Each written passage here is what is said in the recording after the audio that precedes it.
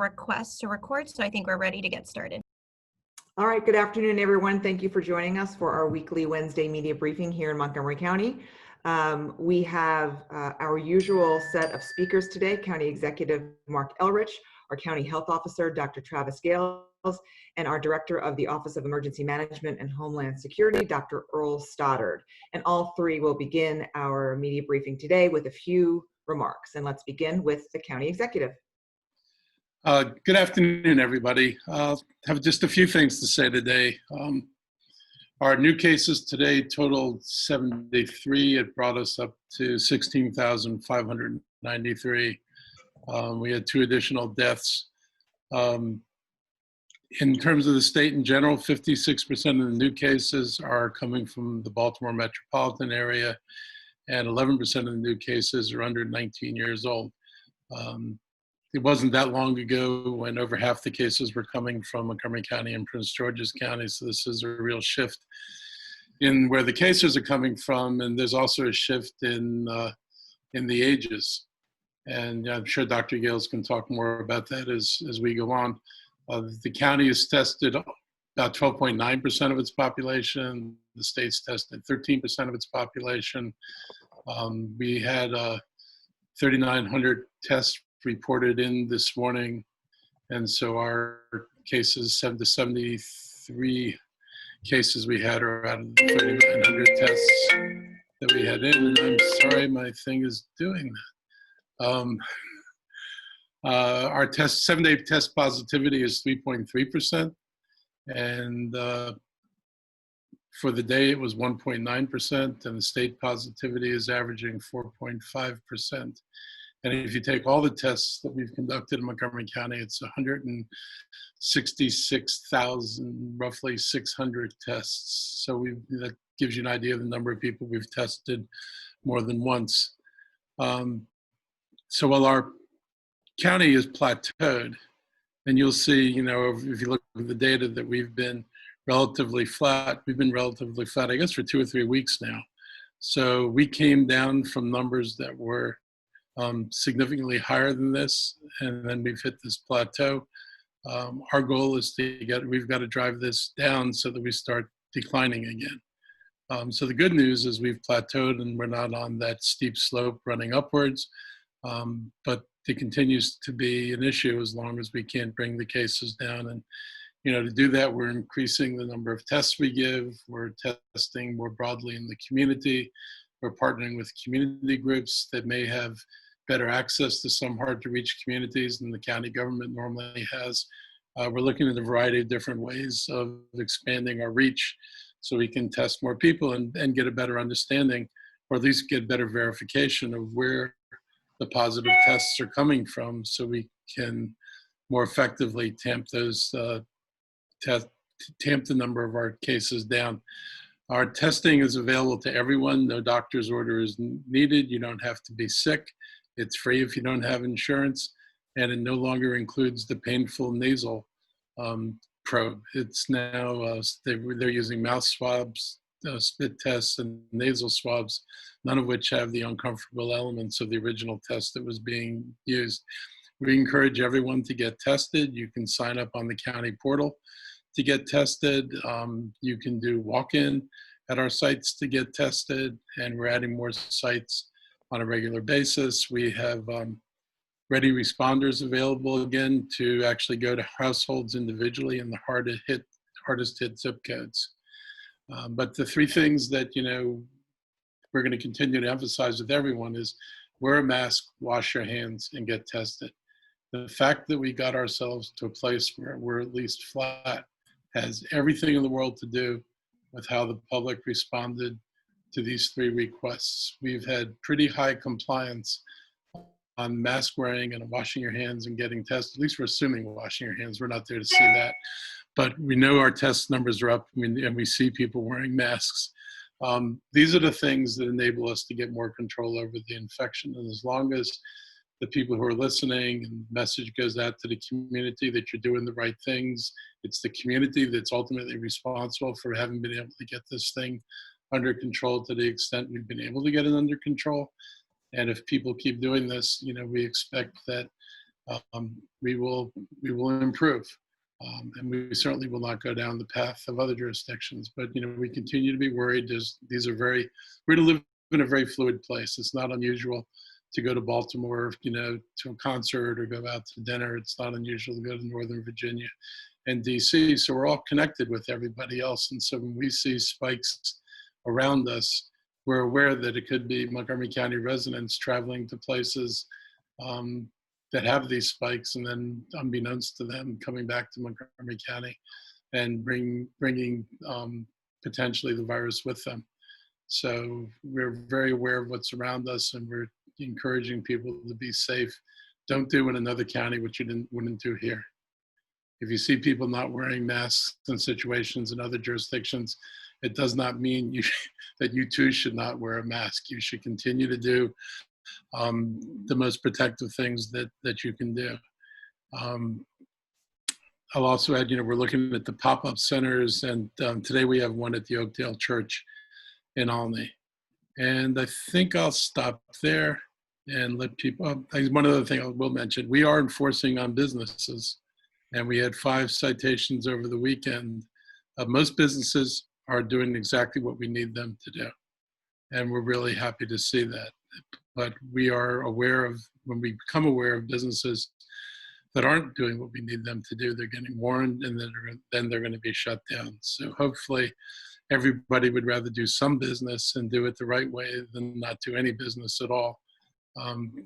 We hope people continue to choose to comply. And then at that point, I'll stop. So thank you. Thank you. Dr. Gales. Good afternoon, everyone. I hope you can hear me okay.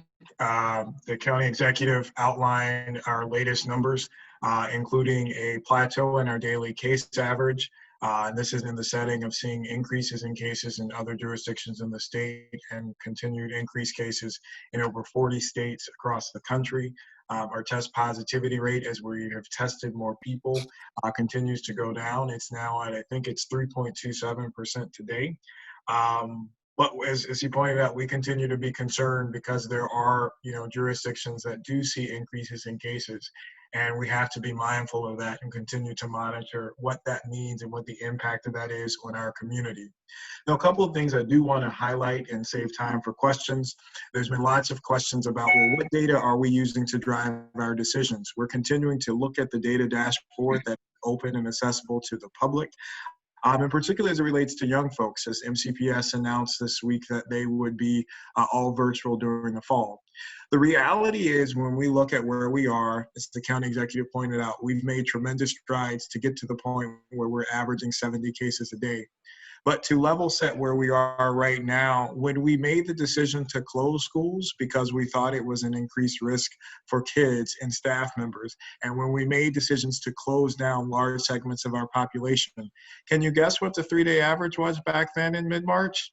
It was 4 cases a day. So we've made a lot of progress, but we still have a long ways to go before we can make sure that we can open up any other aspects of our society, whether we're talking about schools, athletic venues, those kinds of things, because we need to see the burden of the virus drop even more so that we can feel that when we do open up and make provisions for those things, that we can do so safely and minimize transmission. The last thing I want to highlight that the county executive also mentioned is we've seen a shift in cases from the National Capital Region to other areas of the state. But more importantly, we've seen an increase in the percentage of cases in our young people. And I know some folks say, well, young people get it, they're asymptomatic, they may not transmit it, or they may not have symptoms. But young people interact with their family members. They interact with their parents, their grandparents, and even if they are asymptomatic themselves, they do carry risk of exposing others within their households and networks. So we have to be vigilant, not just for our older segments of our population. We've got to be vigilant for everyone. And as that percentage increases, now I think those under the age of 19 make up approximately 10% of new cases. We've got to drive that down even more. Because again, we want to make sure we minimize transmission as much as possible. I'll stop there and happy to answer any questions that you all may have. Thank you, Dr. Gales. Dr. Stoddard, if you have any opening remarks, go ahead and let's do those now, and then we'll open up the floor for all of our speakers. I do have just a couple comments, and I want to add to what Dr. Gales just said. You know, as we think about the school system, it's not just the students that we have to think about, it's the faculty and staff that work in those buildings as well. Those residents matter as much as our children do. Many of them are older, many of them have underlying health conditions that have to be considered as well. And so it's not just, there's a balance of issues that have to be considered, and the safety of all those involved in the education system is important. I do want to talk about the extreme heat a little bit. We obviously have had cooling centers open throughout the county as this extreme heat event has continued. We don't expect to get to quite 105 today, but there is a heat advisory that tells us we're going to get close enough. We want to keep those cooling centers open. They have been mostly lightly utilized, but obviously with the option of having our free ride-on bus service and water on those ride-on buses, I think people are utilizing multiple different avenues to try and keep cool during this event. I'm not aware of at this point, because I'm sure this will be asked, any heat-related fatalities. We'll continue to monitor that. You know, sometimes those come later when you see autopsy reports and other things like that, but we're not currently aware of any at this point. The county executive already talked about the education and enforcement program. We're utilizing our Montgomery County Safety Alliance. There were 5 citations issued over the weekend for things related to not meeting the physical distancing requirements, face coverings, and the smoking of hookah in some of our establishments, which is not currently permitted. And so those were the core issues related to those. There were no closures. There were some, you know, where we cleared out an establishment because they were just too packed. And so those did occur, but no facilities were closed. The vast majority of facilities and businesses continue to comply. We have seen an uptick in compliance as we've done additional enforcement and education. The state has recognized those efforts, and I know the communications director for the governor is listening to this right now because I tweeted about it already. And so we very much support our neighboring jurisdictions doing increased enforcement and education because it helps everyone out, and no one wants to go backwards. No one wants to have to do what Baltimore City has to do, which is end their indoor restauranting. We don't want to go down that road, but that's, if we see the same uptick in cases, that's something that Dr. Gales and the county executive would have to consider. And so we're trying to avoid that. We want compliance to ensure that we don't need to go down that road. The last thing I want to touch on is the eviction note issue. Obviously, we know that the moratorium is scheduled to end on July 25th, which is Saturday. We know that there is a backlog of evictions that predate COVID that will likely be the first things in the court systems. And so the COVID-related evictions, we do know we would expect to see sometime in August of September. We did submit over, and the council has introduced a $20 million allocation to address the beginnings of eviction prevention, but we know that that number is wholly insufficient to address the eviction problem in Montgomery County. We are certainly hopeful that there will be additional state and/or federal support in the eviction arena. This was the hard work of our homelessness and eviction prevention work group within our county COVID-19 recovery framework.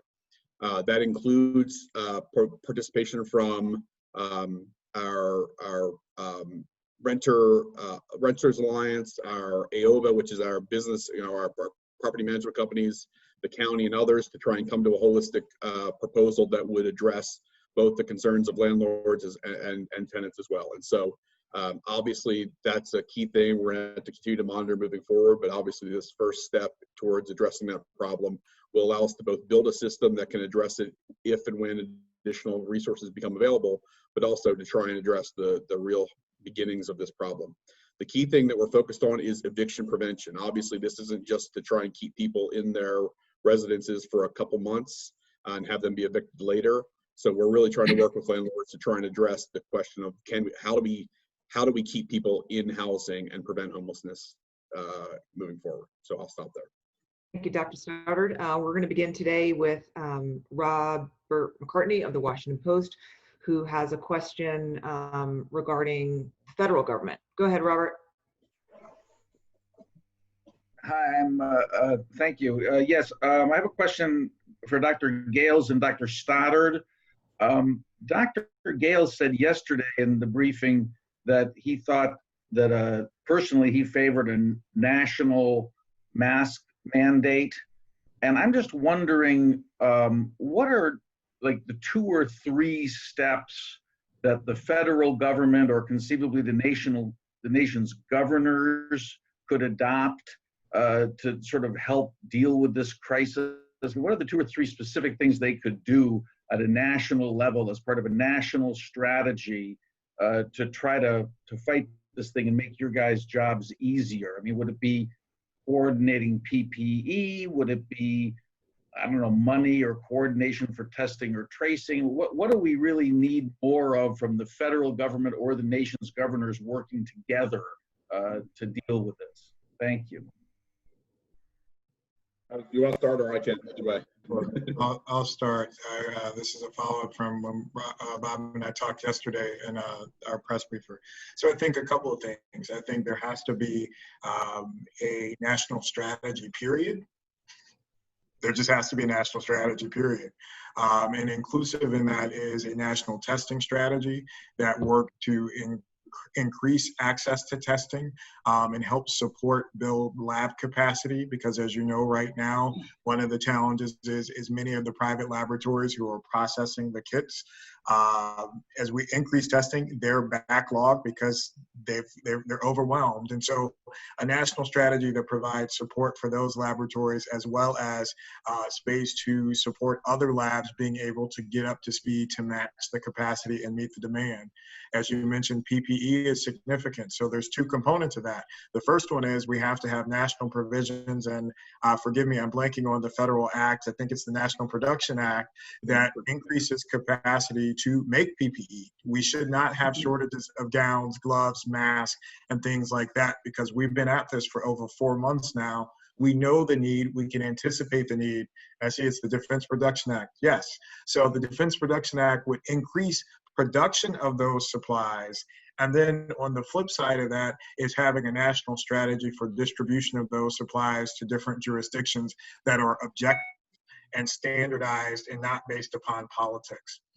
I think the third component of that would be a national surveillance and data platform that allows us to be able to continue to track evidence of cases, again, and it's not informed by politics. As we've seen in a number of states, they've misrepresented data. We've seen senior data officials fired for different reasons.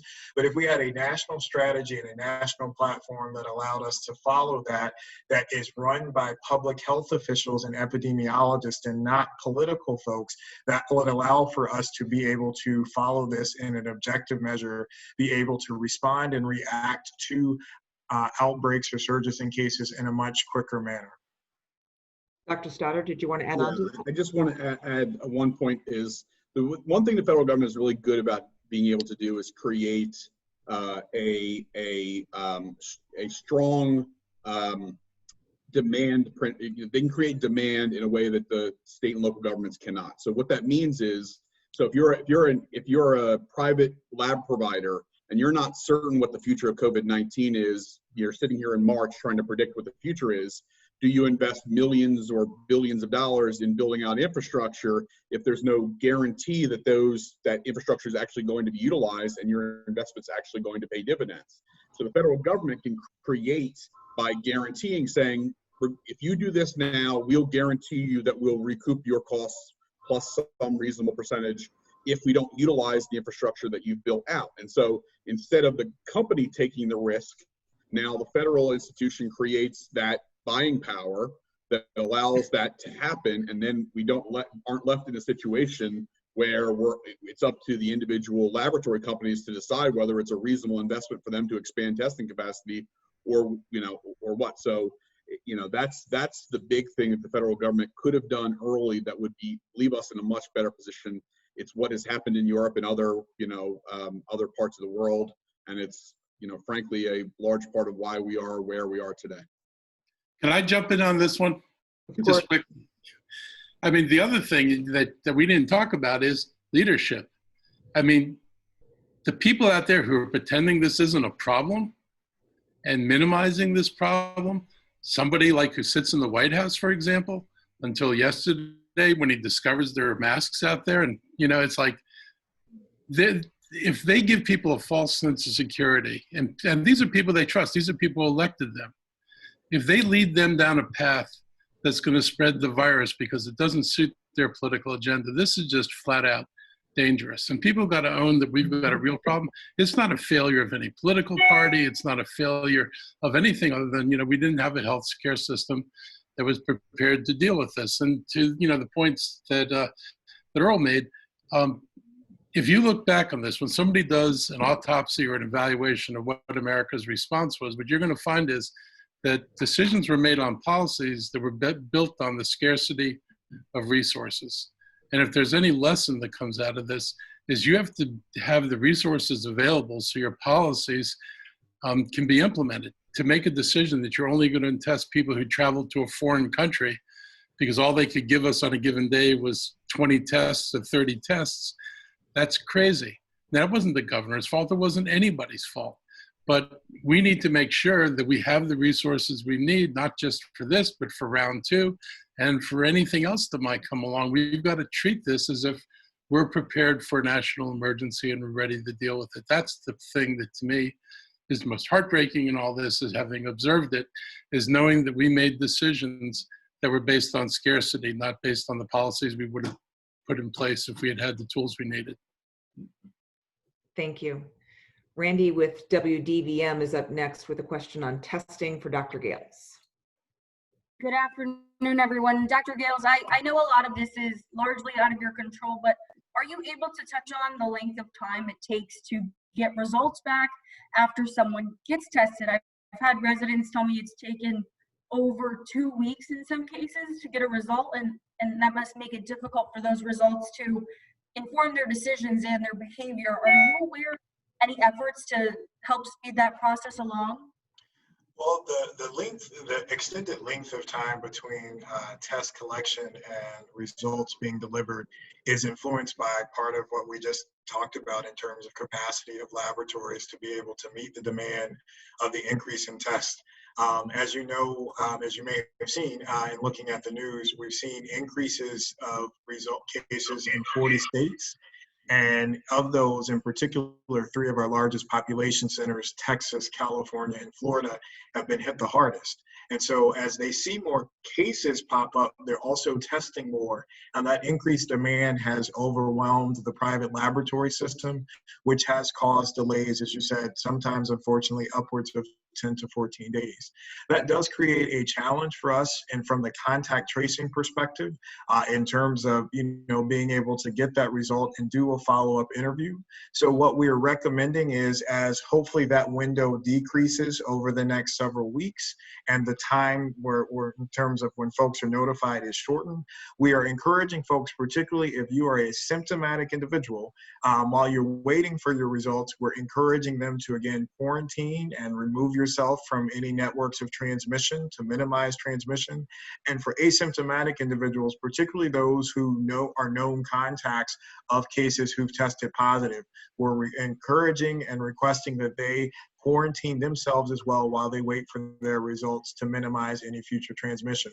Now, for the local laboratories that we've worked with, in particular to our self-collection mechanisms, we did see a little bit of a delay there as well. We've worked with the particular companies to get improvements in the technology and software to minimize that notification period. I'm hopeful that over the next week we will see those wait times decrease. But again, for those who are waiting for those results who fall into those categories I mentioned, we would recommend they quarantine while they wait for their results. Thank you, Dr. Gales and Randy. Dr. Gales, stay right there. Caitlin with Bethesda Beat has a question for you. Hi, Dr. Gales. Question for you, and the county executive can weigh in if you'd like. A lot of people in our community are frustrated schools aren't able to safely reopen while other activities are allowed, largely because they feel that those recreation type of activities are being prioritized over education, which is a pillar of our community or any community. They argue that we should be doing everything we can, even if it means reinstating some of those earlier restrictions to ensure that kids can get back to school sooner. From your perspective, would reinstating some of those earlier restrictions have the effect that these residents would hope for? If so, can you explain the rationale for why we're not doing that? And if not, can you please explain why not? Well, you've actually asked a lot of questions, so hopefully I'll be able to get to them and break them down. I want to say first and foremost, again, we all value the nature of education. I don't think any of us, including the officials at MCPS or anyone, would disagree that the value of in-person education is more beneficial than if folks are at home. That isn't a perfect world, though. Our world isn't perfect, and it's heavily influenced by COVID in this setting, which guides us and determines how we will move forward. As I referenced, the decision to close schools was made when we were talking about an average of 4 cases a day. We're still somewhere between 70 and 80 cases a day. And in the particular setting where we're seeing increases in the percentage of young people who are impacted and infected with the virus. So these are the real world epidemiology and surveillance based realities that we live in as we try to negotiate and figure out these strategies as we move forward. Now, the type of experience and exposure in a school setting is different from some of those other activities. We have been very careful in terms of the activities that we have allowed, so to speak, in terms of our phases of reopening, to identify things that minimize risk of exposure, facilitate physical distancing, where we think they are lower risk in terms of type of exposure, duration of exposure, et cetera. When you're talking about school settings, you're talking about being in an enclosed indoor space around a number of people for an extended period of time. And so our colleagues at MCPS have drawn up lots of different scenarios and policies and plans that would allow for that to happen safely. But we're not at a point where the viral burden in our community is to be able to approve having those types of environments where there are extended periods of exposure, there are closer contact points, which do increase the risk of transmission for students as well as staff members. All right, that appears to be our last question in the queue. Any closing remarks from any of our speakers today? I just want to emphasize that, we talk, pretty much about the health impacts of all this, but I want people to know that we continue to urge the governor and also our representatives in Congress to do something about financial assistance for tenants and frankly, even for commercial renters, because this week will be the end of the protection period unless the governor does something different today. And if this ends the protection period, then shortly the eviction process will ramp up. And even though we put $20 million aside, we know that $20 million is not going to be adequate to deal with this, and that we really need more state assistance. The state assistance, when spread over the whole state, amounts to very little from Montgomery County. Our proportionate share would not drastically alter what we're able to do right now. We need a willingness from all of our partners to put the money into this so we don't have massive displacements in the community. That will only make things worse, whether you're looking at it from the lives of the people who will lose their housing, or if you're looking at it from the businesses that will make a very difficult decision not to reopen if they feel they're going to be asked to pay or forced to pay the back rent. The closing of those businesses, the prolonged closing of those businesses for no other reason than back rent when they could open and they could put people back to work, would just complicate and extend this economic disaster that we're dealing with. So I'm hoping that people can put aside partisan differences and not worry about political points and think about what would it cost to make sure that that as we try to reopen, that businesses can do it successfully, that people have some security in their housing, and that we work on solving this problem the way you'd work if you were fighting a war or trying to recover from a hurricane, that you wouldn't be nickel and diming everything. You'd be thinking about what do you need and what do we have to do to make this thing work. And we need that commitment at both the state and federal level.